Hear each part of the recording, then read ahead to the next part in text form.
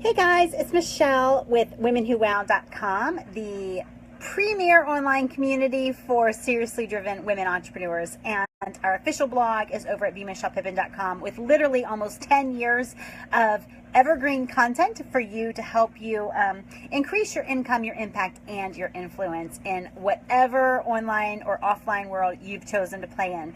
So I wanted to talk with you today. We have our hashtag Mornings with Michelle. This is another episode. We're going to be talking about 10 ways to make sales faster and easier in your business, and it's 10 really actionable things that you can do. Before we get into that, I wanted to just tell you something I was sort of reminded about this morning in my spin class. And when I first started spinning, it was called Cycle Reebok, and Cycle Reebok was badass, right? It was something that was really sort of next level. They've really kind of, we live in a very sue happy world these days. And so they kind of dumbed some of it down, I think. But if you can, go back to, I'm trying to think, I graduated from college in 1998 and probably started Cycle Reebok in 1996, 97. And I just loved it. But one of the exercises that we did that I absolutely loved was something my instructor called breaking the wheel. And so in a spin class, you have that really, really heavy wheel that you put more weight on, and then you take it off, you put more weight on. It's really hard to it's almost like you're cycling through mud or cycling through, sand, or cycling really, really uphill. Excuse me, I'm trying to get settled, and my dog has ran under my feet. So anyway, breaking the wheel was when you would be, going so slow. It's like you feel like you can't even turn the wheel, right? Like not even slowly, not even with everything you have. And you're focusing on pushing down while you're pulling up on the other line. And it's like super, super heavy. And then just when you feel like, it's such an accomplishment to turn the wheel one time because the wheel is so heavy, the instructor would encourage you to break the wheel, meaning increase your speed so that the wheel bends to your will, right? You go so fast that the wheel forgets it's heavy, and you start to break that wheel, and then you can stand up and you can spin. But anyway, so I love that, and I was reminded of that today in the spin class because it really kind of ties into what I believe about business, and that is that speed helps you get momentum, right? And if you are feeling like everything in your business is heavy and slow and all of this stuff, don't give up.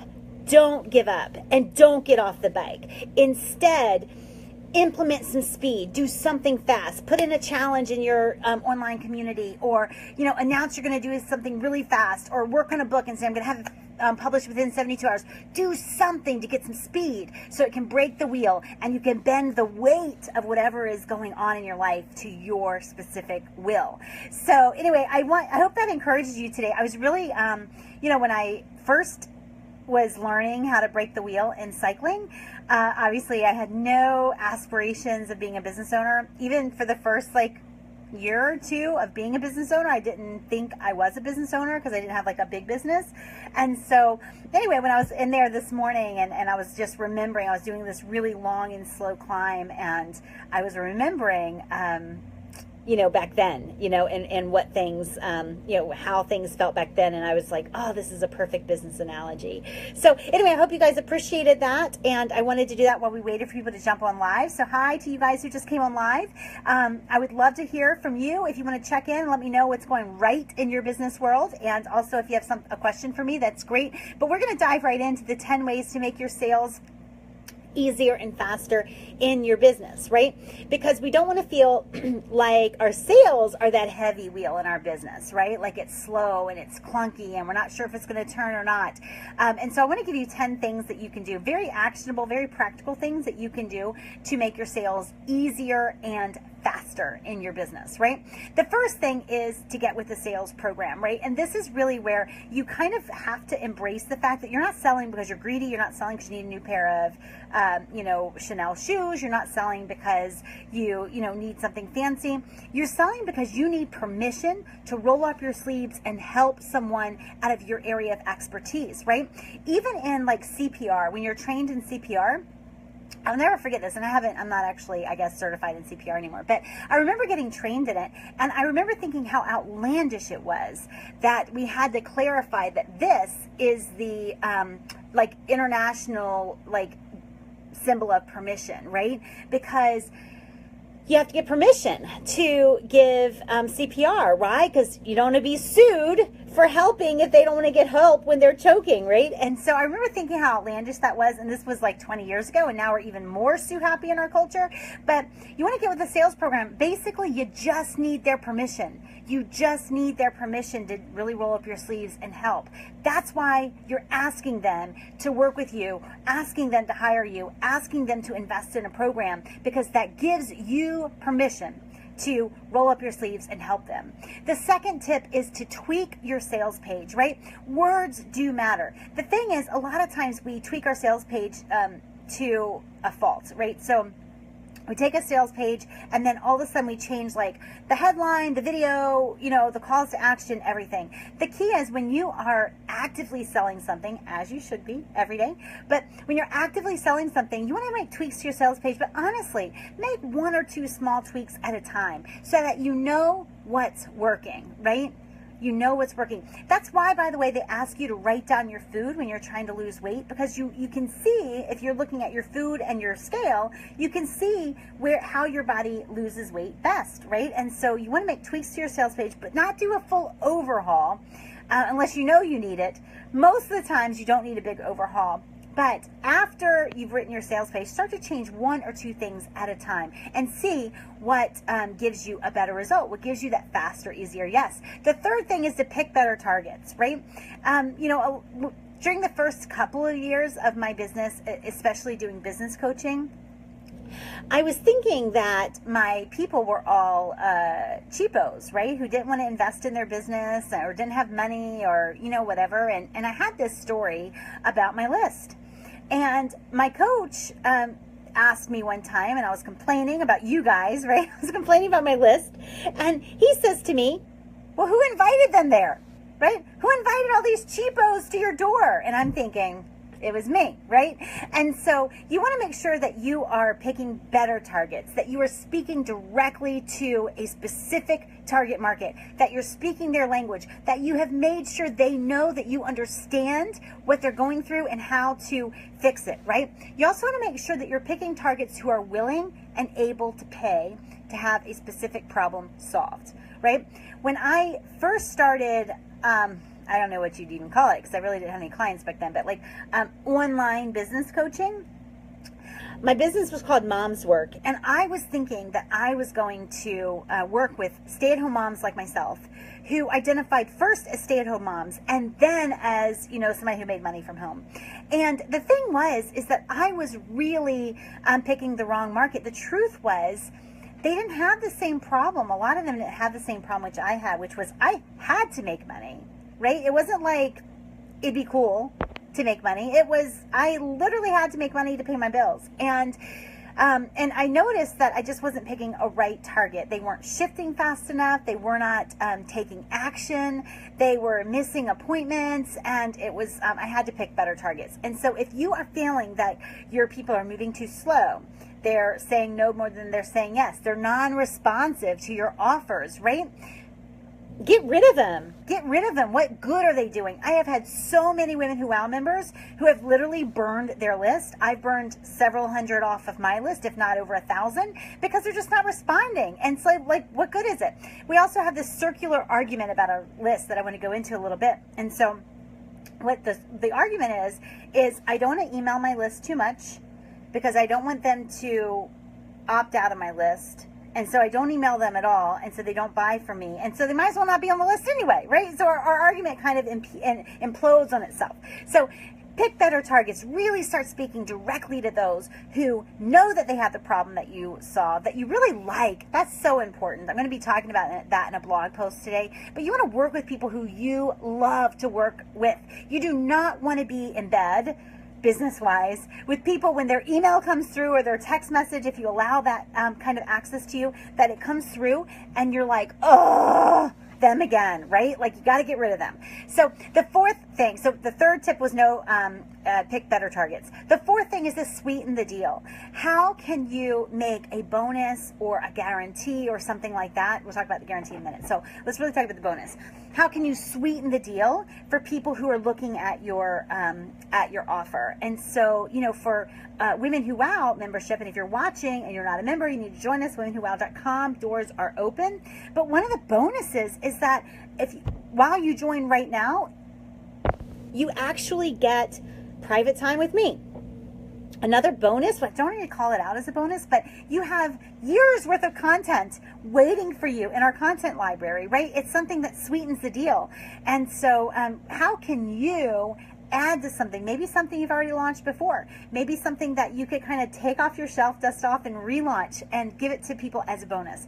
The fifth tip to get more sales faster is to remove the risk.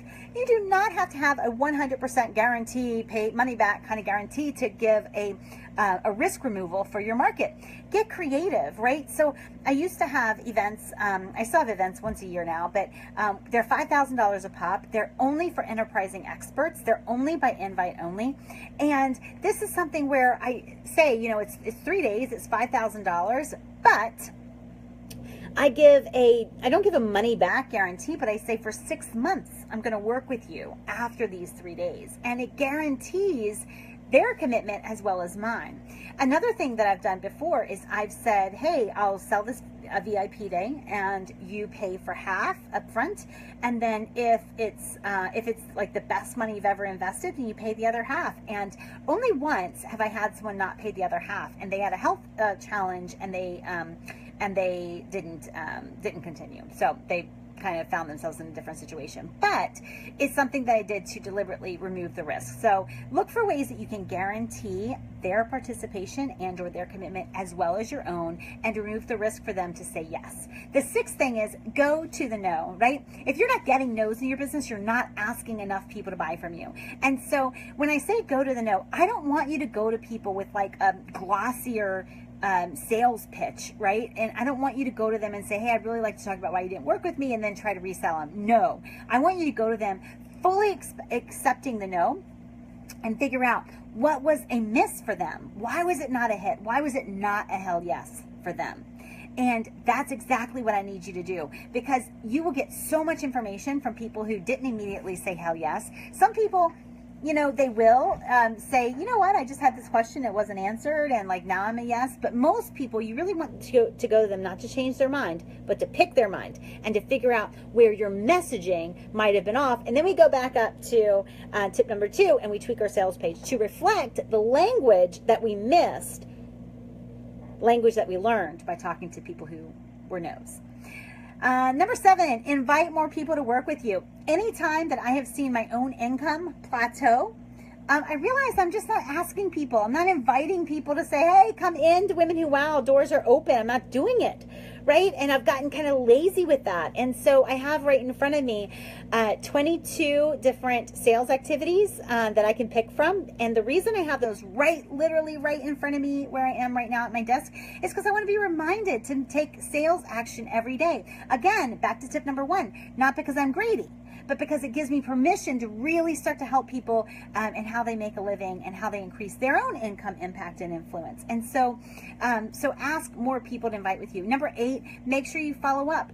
I did a video training, I don't know, last week sometime, the fortune and the follow-up. You can go to womenwhowow.tv and you can find that video training. But when you are following up with people, the truth is, if you're doing it right, they will thank you for not forgetting. They will thank you for following up with them, right? Because it shows that you care about them and their outcome. It also shows that you're committed to them. I can't tell you the number of people who say they don't like to follow up because they don't want to look like they're all about the money. And so my thought is, okay, well, walk me through this, right? You ask them to pay you money.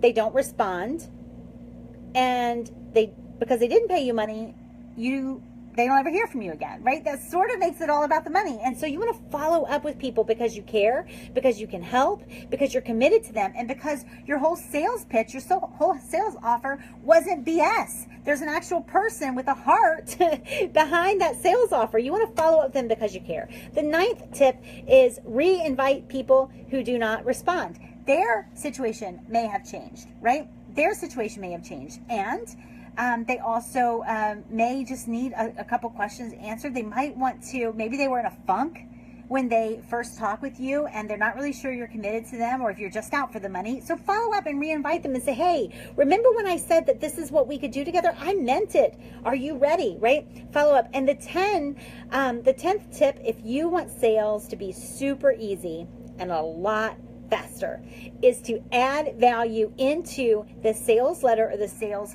pitch itself. Even your sales letter should add value to the reader. So should your sales conversation, right? A lot of people want to hold back and, I don't want to give away too much. If I give away too much, they won't buy. The exact opposite is what happens, right? The exact opposite is what happens. What happens is they think, oh my God, like just the sales pitch has taught me so much. I can't imagine what her program is going to do for me. And so if you are, holding back in the sales proposal process or the sales pitch process, the sales conversation process, please don't.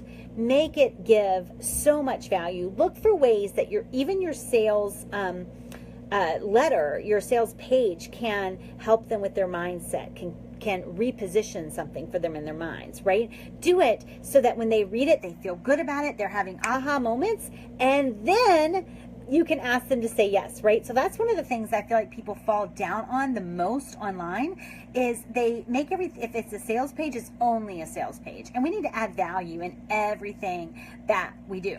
So speaking of, do you know that a couple years ago at a working pajama party for Women Who Wow, I committed to meeting privately with 10 people each and every month to do a private strategy session, complete with a 12-point action item checklist. So if you would like to work with me and work privately with me, it's an insane value for the money. And you can go, actually, it's bmichellepippin.com, private-strategy-session. I need to get something better there, but I will put the link below, and you can Facebook message me if you're interested, and we can schedule. I think we're scheduling now for November. And so I would love to work with you and help you with your own sales process and help you finally start making the money you deserve, especially if you are an expert, if you want to be paid and deserve to be paid for what is between your ears. So appreciate you guys. If you are a Women Who Wow member, we've got so much coming up this week. I cannot wait to post our schedule. If you're not a Women Who Wow member, you need to be womenwhowow.com. And I will be back here again tomorrow, this time at 10 a.m. tomorrow for another hashtag Mornings with Michelle. Love you guys. Appreciate you guys. And I'll see you again tomorrow morning. Bye.